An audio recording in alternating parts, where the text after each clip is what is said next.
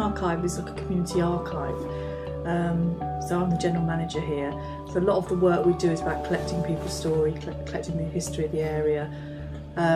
So the training projects we sort of run here are more about people archiving their own life stories. And obviously a basis for that is for them to learn basic IT skills. And that's how we first got involved with UK Online, really. A lot of our volunteers do a lot of internet research because we might have artefacts come in or papers or photographs, so they'll use the internet a lot to research that, to just make sure we've got accurate accounts, uploaded their stories on blogs, Facebook, that type of thing.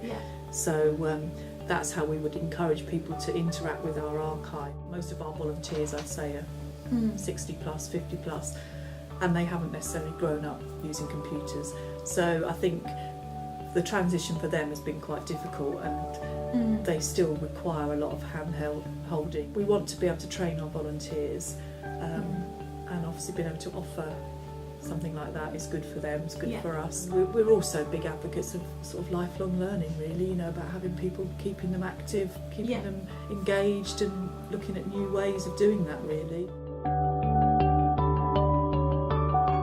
As part of this pilot, we've run structured sessions. We decided an organisation that we would want to do it with a tutor and bring volunteers in as support, but not have volunteer-led sessions. The only problem with using volunteers is if they don't turn up 1 week, then, you know, they're not as, obviously if you're paying a member of staff, then it's a different scenario. We did used to have a tutor and a volunteer in the class, and it was a volunteer that had come through the programme herself, and they just wanted to stay on and help. So we've sort of kept people on like that. Started off with a taster session, which we just invited the public in to sort of see how it all works. And then we said they could book a session. So if they like it, they can come back, and then each week they can ring up and book again. They've all got very different needs and very different interests. So on that taster session, Alice and the tutor sort of just sat with each of them and said, you know, to find out what level they were at, really. I'm basically taking the approach that if somebody has some computer skills, I'm just saying to them, this is the portal, go ahead, help yourself. If somebody's a hesitant learner, or perhaps if they haven't got a computer, then I'll sort of give them a bit of guidance on where they could start. I think it's been really varied with this group, which is really nice, because you don't sort of get, you know, everybody doing one thing. For instance, we've got Sabina who's doing numeracy. We've got a couple of folks that are interested in the advanced Excel. Ken was working out how to use Google Maps.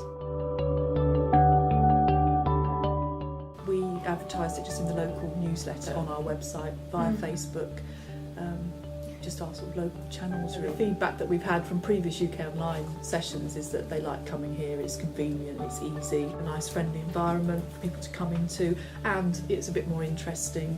People can sort of get involved in more of the living archive work if they want as well. So that's how we sort of try to sell it to people, if you like.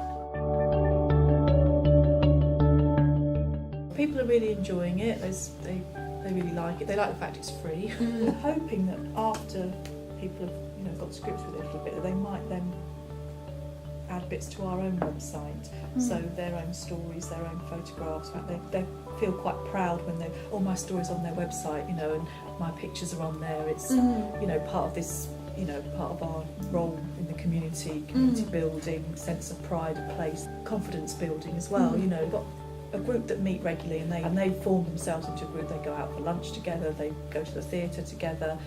We've got other volunteers that have formed their own little network as well. So it would be really nice to have the resources there to say, okay, this week if we all look at what's on there, you know, to do with digital cameras, next week we're going to use digital cameras, we're going to get digital cameras, you know, bring them in, bring all your leads in, we'll show you how to use it, and, you know, get some hands-on sort of time. It's a bit like being given a knitting pattern. If you don't knit, if you can't knit. And so you've got all the information there, it's all packed in really densely and it's amazing. But there's no way you can get access to it unless you have the practical side to it as well.